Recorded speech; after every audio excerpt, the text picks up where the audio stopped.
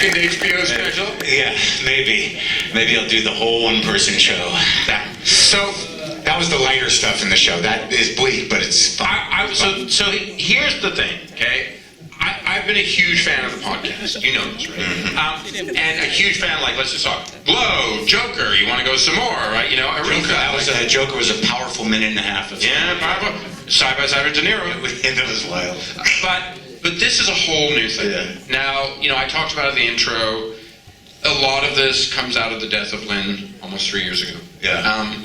But there are other things here. And you, like this, as you said, this is the lighter stuff. And there's an arc here. Yeah. And it's a comedy special, so no spoiler alert, right? Sure. You talk about your father, Yeah. neurological issues. Yeah. And you talk about that in a way where people are like, that's not how I thought you'd talk about the sweet spot of Alzheimer's. Yeah, right? the sweet spot of dementia, right?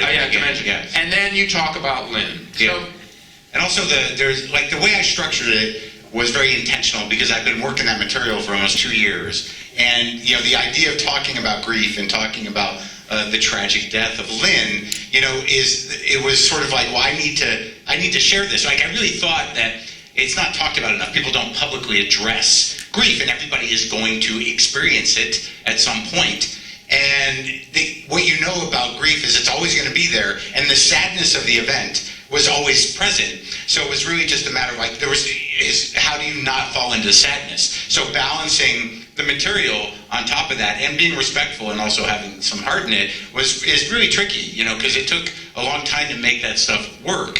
And the way I structured you talk about, in the special you talk about, and I got to tell you, like, you know, people make fun of the media being bi-coastal elite, so yeah, he drops Joan Didion's name, so I feel good about it, right? Yeah. So you talk about, like, how many copies of Magic did you get? That was the funny thing, is that, like, depending on who your friends are, if they're kind of highbrow people, and you lose somebody, you'll get at least 9 copies of the Joan Didion book, you know, The Year of Magical Thinking. And the rest of the joke is like, you know, I read it and it's like, all right, it didn't really help. I'm sad that her husband died. But then it adds an extra layer of pressure because if you're a creative person, you're like, fuck, do I got to write a book now? But that's the thing. It made me think when I saw the special for the first time, it made me think, did that actually spark some of like, I need to write this out. I need to do something. No, I wish that. No, what did it was the middle of COVID, you know, and I'm in this horrendous grief. And, you know, you can't really bond with people because no one wants to come near anybody. So it was sort of difficult. So what I started to do is I started to do these Instagram lives every morning to stay in touch with some sort of audience or community. And it was very odd because I was literally doing a morning show on Instagram from my house. And it, you know, like 5 to 100 to 1,000 people were watching me every day, you know, move through breakfast and grief and my cats, and we'd play records together. It was crazy. Boomer lips. Thank you.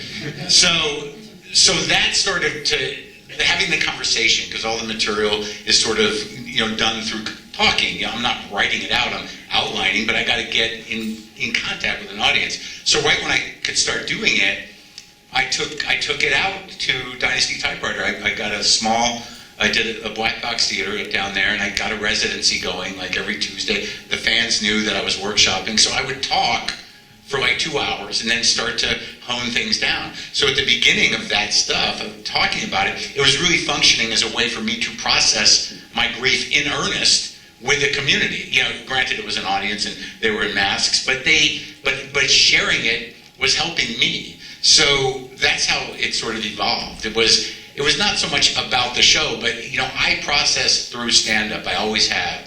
And it's just the way I do it. But this is full of jokes, by the way, full of jokes. It's incredibly funny, yeah. Incredibly. Like, sometimes when people are like, you know, is stand-up like your therapy? Like, no, I wrote, you know, it's funny. So, it's incredibly funny. He's actually downplaying. No. But like that, well, that was a weird thing, is when you talk about grief and you talk about this special, like, you know, I was talking to a guy, a comic, who was not, you know, this old-timey, he's kind of an old-timer, he's kind of a right-wing guy, and, you know, his son, you know, I'm his son's favorite comic, and he's a comic, so that's gotta bother him. But, so, he actually comes up to me, he's like, I couldn't believe it, but your special's amazing. It's like full of jokes. I'm like, what do you think I fucking do? You know, like, so, all right, that's that. So it was a way, sorry the F word so much, but it was a way of processing that evolved into the show. But what I was saying at the beginning is I had to structure it to honor my experience as a stand-up. I've been doing this, professionally for almost 30 years probably, and since 1988. And everything that I've ever done, everything that I've ever sort of grown into is in this thing. So the first, third is dealing with, the cultural moment in a way that I thought would stay fairly green, evergreen, without, mentioning names. But, I don't think fascism is going anywhere. So I put it in there, and I put in, my reaction to some stuff. And then I use that to sort of, ease into my father and to deal with mortality, and then talk about Lynn, and then, come out the other side with sort of some of my personal decisions about life and my particular struggle. And so it was all very deliberate. Going into this special, I had probably about an hour and 45 minutes of material. Yeah. And this is what I always do. Like, I say, I got to trim this down. I got to get it tight. And then, still a week before the special, I haven't done that. And then, literally, 4 or 5 days when I have maybe 2 shows of theater gigs to run the thing, that's when I just clamp down, take out all the stuff that's redundant, try to find a through line, figure out what the callbacks are, structure the thing, and then try to hit it out. Try to get it out there for at least 2 shows. Now, even in the special, I got it down to probably 70, which is about right. Maybe 60, 65. But I left room. There's a couple of lines in the special that had only done. There was a couple that never happened before, and then there was one that I'd only done once before, and it was pivotal. So I leave that room for myself, because then you have to be engaged. To have that freedom of mind. Well, and I know that you had doing an HBO special. Yes. In the comic world, in your world specifically, it was something you wanted to do. It was a goal. Yeah, because I'd done a few specials on other streamers. You had a show, and you had sure, I had all that stuff. But when I was a kid, and when I started out as a comic, you wanted to do Letterman, and you wanted an HBO special. I mean, that was it. That was all there was, and it meant something, and I believe it still does. Yeah. Because HBO is sort of behind it, and you're there with their great shows. So if you watch HBO, and I think that there's a generational thing as well, but I also think that sort of smart people go to HBO. I'm not saying that people who go to Netflix are dumb, but I am saying that it is sort of a shit heap. So you're not saying. Yeah, I mean you're just flipping you exhaust yourself just going through the menu at Netflix to find out there's really nothing you want to watch. So the fact that you do have a couple of Netflix specials. Well, yeah, I did 3 of them, and the last one I did in companionship with this one, End Times Fun, which I did 3 months after that. It dropped 3 months after the pandemic, or 3 months before. Was it before or after, Brittany? I don't know, but it was it was a great special. Yeah.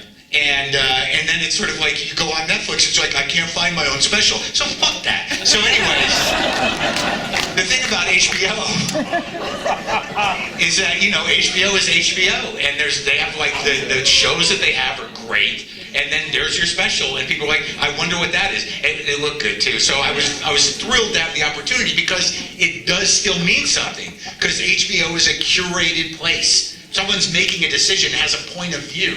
Netflix is just sort of I don't know, let's see what sticks. So internationally, let's just see what sticks. Well, how am I going to play? What doesn't matter. So look. But here's what does matter, and I tell you this. So you filmed this at the Town Hall in New York. Yeah. Right?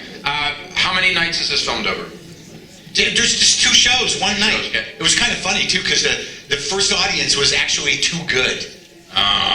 I don't know if that makes sense to anybody. But that was my question. My question was, you talk about Lynn's passing, you talk about then grieving during isolation, essentially.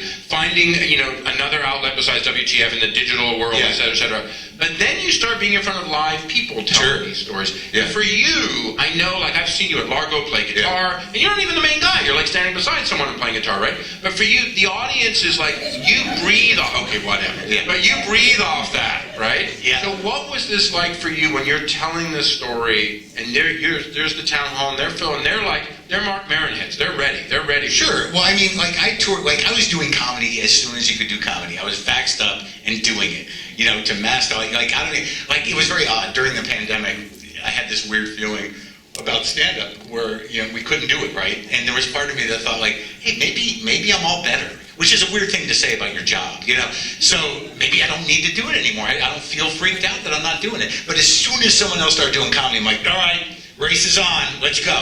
So I've been doing the material for a long time. So I was running it in front of audiences a lot. And I was doing, you know, hour and a half, 2-hour shows for like a year and a half.